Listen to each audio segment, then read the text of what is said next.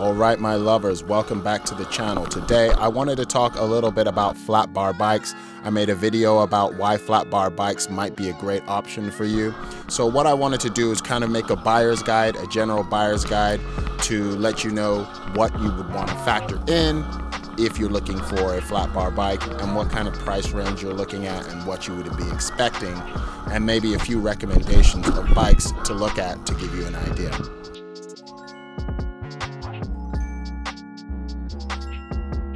The most important thing when looking for a new bike or a used bike is that the bike fits. Doesn't matter what kind of components it is, doesn't matter what style of bike it is. If the bike doesn't fit you, it's going to dramatically take away from your riding experience.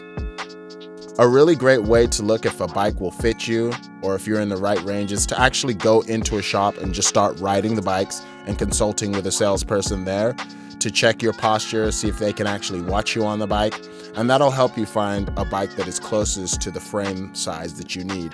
Now, once you've found a frame size that you are pleased with, you should always kind of document it and take some sort of notes or a picture so that when you're looking for new bikes, if you ever want to change bikes in the future, you have the one bike that fits you as a reference. Once you've found a bike that fits you, you may not want that exact bike, but it's really good to take note of the make and the model because there's a website that you can go onto called Bike Insights. That website right there will allow you to compare the geometry of the frame that you're looking for with the one that you've already tried. So it's good to say, just make sure you put in all the parameters like the right size and everything like that and compare it to another bike you're looking for. And if those parameters seem similar through the diagram that they give you, you've probably found a bike that's a really good size for you.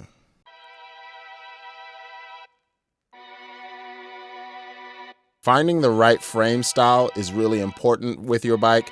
There are several factors in finding a frame that will change your decision one way or another. One of them is, does the frame accept disc brakes or does the frame accept a rim brake style of biking? Another thing is just to consider the style of bike. Would you like a hybrid bike or a gravel bike, and what are the differences between the two? I would say that hybrid bikes are still relatively popular, but gravel bikes are starting to grow in popularity.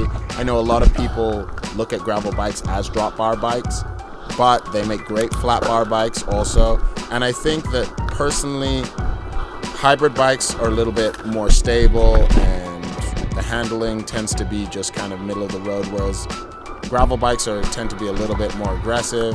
They kind of are a little bit more nimble.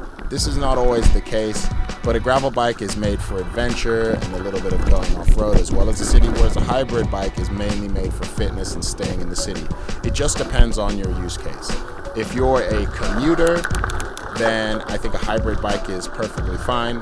If you are wanting to take it on a little bit of an adventure or go off-road or just kind of ride all around the city and not have the terrain be prohibitive of where you ride, then I think a gravel bike is probably going to be the best bet. Checking to see what eyelets are on the bike, where can you screw things in, can this bike accept fenders well, or do you need specialized type of fenders? It just depends on what you're looking for. If you're looking for a bike with wider tires, you're looking for a bike with the widest tires possible, then finding a fender might be an issue for you. You might have to look a little bit harder.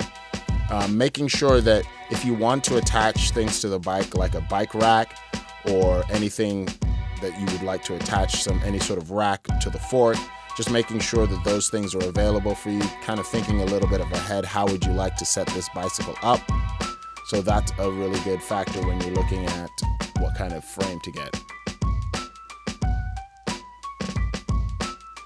Another factor to consider is whether the bike is through axle or quick release. There'll be a dramatic difference in the pricing between through axle bikes and quick release. Quick release are the more traditional system that we've had for the last 30 years, whereas through axle is newer technology. Maybe in the last 15 years, bikes have become more common to be through axle, especially gravel bikes. The differences in the gravel bikes, I've made a video of that and I won't get into too many details about it. But basically, if you want to go more off-road for longer periods of time, then I would consider a through axle bike. If you're riding mostly on the bike path and in the city, you probably don't need it.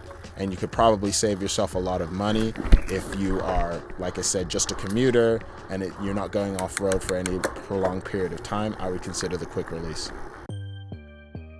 The next most important thing after the frame fit is making sure that your drivetrain can match the terrain that you're trying to go on. If you have a lot of hills, you're gonna want something with low gearing. Low gearing, meaning in the back of your cassette, on the back wheel, the largest sprocket on the back, the largest piece of your cassette is gonna climb hills, and the smallest one is gonna be for the flats or downhills. I have made a video about drivetrains and what drivetrain would probably be best for you, so I won't get into too many details, but just know that try to really look at the drivetrain, try to look at what is called the chainring at the front versus the cassette at the back to see what kind of range you get, to make sure if you live in a place that's flat, then it's not that big a deal, but if you live in a place that's hilly, you really want to take into account, because if your bike doesn't have good gearing, it makes it a lot more challenging to get up hills than if you have the right gearing. I think once you found a frame that fits, once you found a drivetrain that'll help you get across the terrain that you need to, not any of the other things are really a make or break deal for me on a bicycle. The type of wheels that they give you, they're usually going to be an alloy set of wheels, and they're usually going to be a little bit on the heavier side, closer to 2,000 grams. The type of tires that they give you, I would say it's not that big a deal. Tires wear out and you need to replace them frequently if you ride all the time. You can always get a better set once you get that next set of tires, or if you like the ones that came on the bike, you can just repeat and just get those again. So when looking at a bike, I really don't factor in what type of wheels that they give you or what type of tires you get on it. You know, that could be a bonus, but this is going to be a place where most bike manufacturers that are selling you complete bikes are going to shave off a little bit of the pricing just to give you its middle of the road, maybe a low end wheel set. And honestly, for the most part, until your fitness gets better, your wheels aren't going to make that much of a difference in your riding, as long as they're stable and that they can hold your weight. One thing that isn't particular to the frame itself, as long as you have a disc brake frame, there is a difference between mechanical and hydraulic shifting, and I wanted to talk about that a little bit. The beauty of having a flat bar bike is that the shifters and the brakes are separate, so you have the option, no matter what type of shifters you have, to go either hydraulic or mechanical braking. Now, do you really need hydraulic brakes? Is it that big a deal? I would say it isn't. I think one thing I like, and I wanted to give a shout out to the Poseidon Bike Company, is they really listen to the feedback as far as mechanical brakes. And one of the issues that people have had is the stopping power is not always as great on a gravel bike. But I think one of the changes that they did make was using compressionless housing on the bikes that has made a dramatic difference in the stopping power. I have a Poseidon Triton. It's all mechanical. There is no hydraulic brakes on it. It's mechanical shifting and mechanical braking, and the cable actuated brakes are pretty outstanding. Definitely an improvement over rim brakes. In general, mechanical brakes are going to be best as disc brakes if they're set up properly and if they use compressionless housing. Hydraulic are going to be kind of the premium. Then you're going to go to a mechanical disc if it's set up right. But if the mechanical disc isn't set up right, then often a rim brake bike can be just as good, if not better. But the best thing about hydraulic brakes is all-weather riding. If you're riding in a place with seasons like we do in Seattle, then I would probably feel a lot safer on a disc brake bike. But if you're riding in a place like Southern California or Arizona or something like this, and you know that the weather's going to be fine most of the year round, then a disc brake bike might be something that you would be considering, because you're going to save a lot of money on those. I'm going to make some bike recommendations. Now, looking at a gravel bike or a hybrid bike and you're buying a brand new bike, I would say the very lowest you're going to go is about $600 if we're being realistic. You can find some new bikes for less than that, and I'll talk about a few options that you might be looking into. If you're looking to buy a frame and build it up, you're probably looking to start at around $300 and up. So let's get into the recommendations. We'll look at it in 3 different tiers. There's going to be the beginner tier, which will go from about $500 to $800. We'll go the middle range tier, which is going to go from about $800 to $1,500. And the high end tier is going to probably go $1,500 and up. So if you're within these price range based on your budget, these are the kind of bikes you're going to be looking into. For our beginner tier, I'm going to recommend 3 different bikes to look at. One of them at the lowest, coming in at $499, is the Retrospec Amok. This comes in at $499. Now, things to consider: it is a quick release bike. It does have disc brakes. From what the reviews say, personal reviews, the braking is decent. Things to consider: you have an 8-ring cassette at the back with an 11 to 32 gearing, so you're not going to be able to climb a ton of hills. So if you live in a hilly place, that's something to consider. It has a freewheel at the back as opposed to a cassette, so changing the gearing might be a little bit challenging. You could upgrade this. You would need a whole new wheel set and probably a new set of shifters, which could be upwards of like $400, so you got to consider that into the price. So you get what you pay for. It's a very decent bike if you're commuting, just getting around the city. Another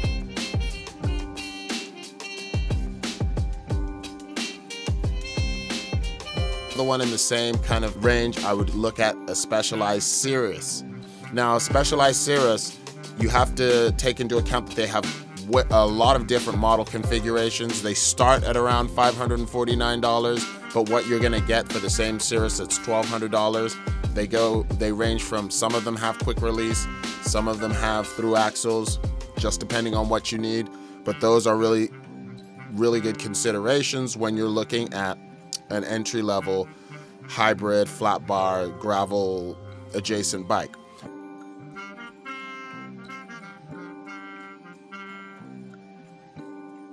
Another one we could look at is the Cannondale Quick. Again, this has a lot of different trims, so you have to really just kind of dig into the specs.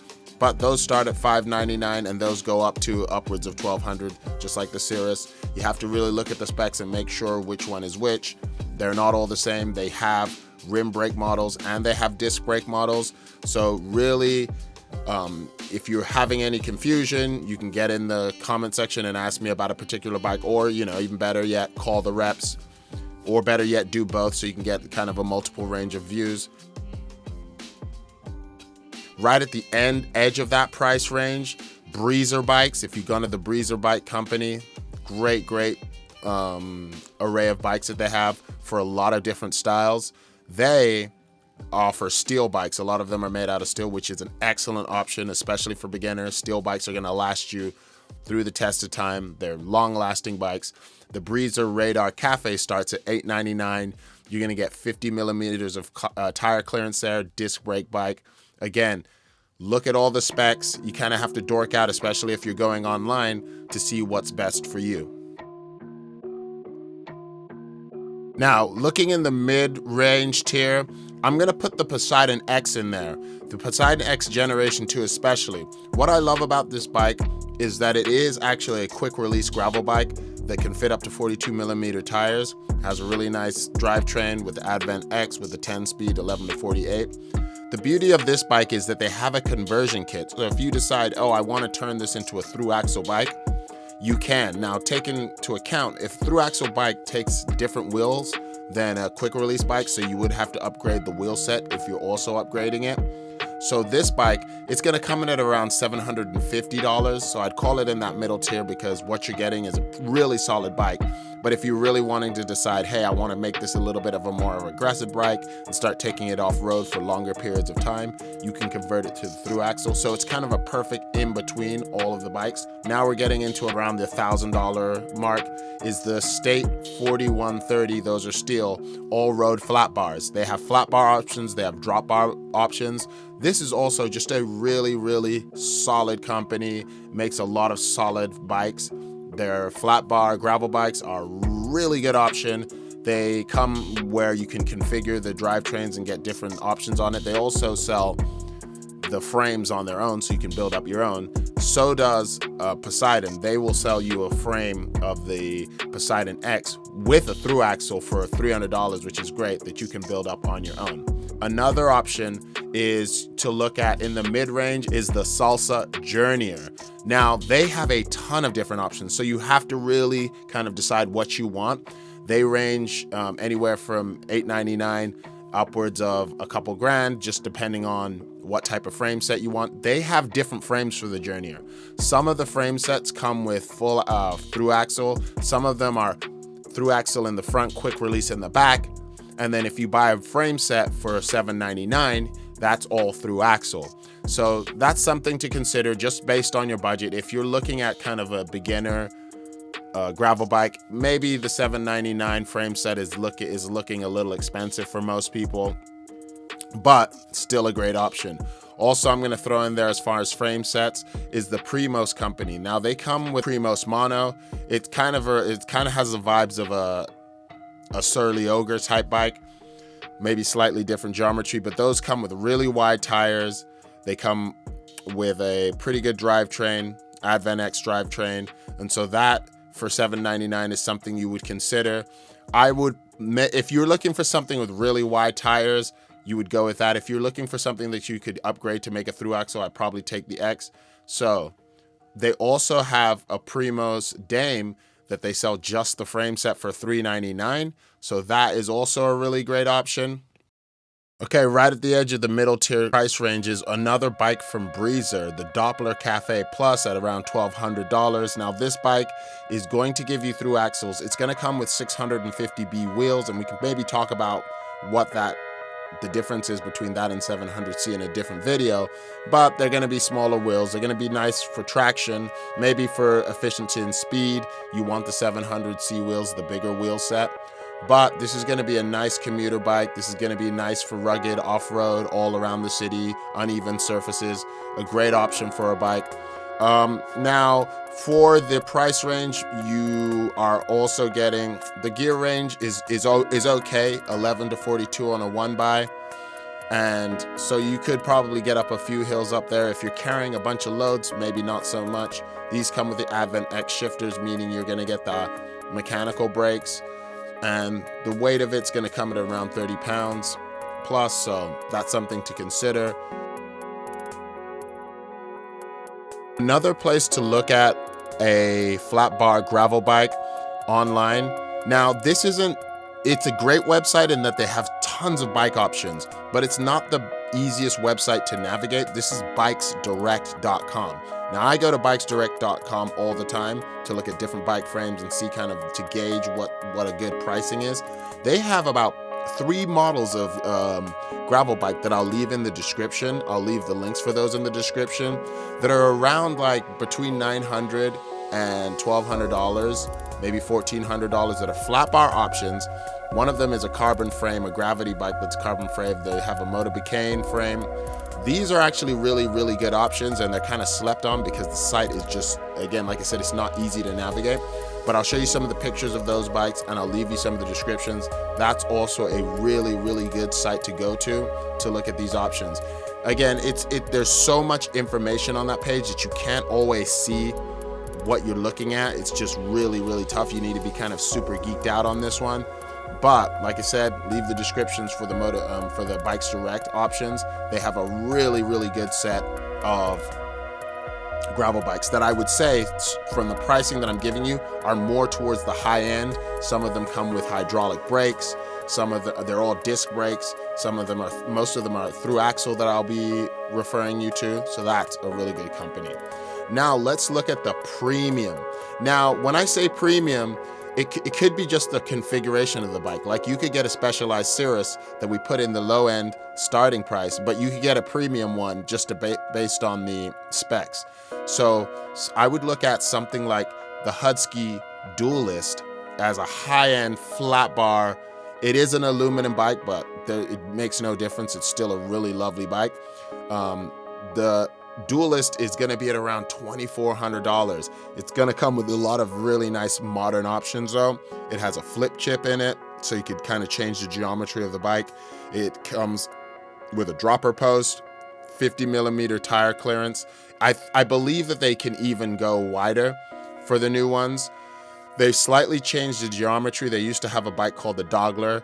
They're phasing that one out and they're going over to the Dualist. So this I would consider the premium high end. These are the kind of specs you're looking at. Also, you're gonna have a hydraulic group set with 12-speed shifting. And so those are the things that are gonna make this bike, it's starting out at about $2,400. But again, this is gonna be a forever bike. These aluminum bikes that are made modern, they can take a lot of damage. They're not going to get worn out. Not like a carbon fiber bike, which will eventually run its course. These, if you don't get into any major crashes, will last you forever. And so when you're looking at a bike and you're looking at all these different options, after you've watched this video, you have a pretty good idea of what you're looking at and what the price ranges you're looking at are corresponding to what you're going to get for the bike. And you kind of have a good range of what kind of bike you think would serve you in terms of how your budget is going. So thank you for watching. If you have any questions about a bike in particular, I'd love to do a 5-minute rundown of that bike or whatever if anyone has any questions, or if anyone has any experience with any of these bikes, please leave it for the other viewers in the comment section. Thank you very much. We'll talk soon.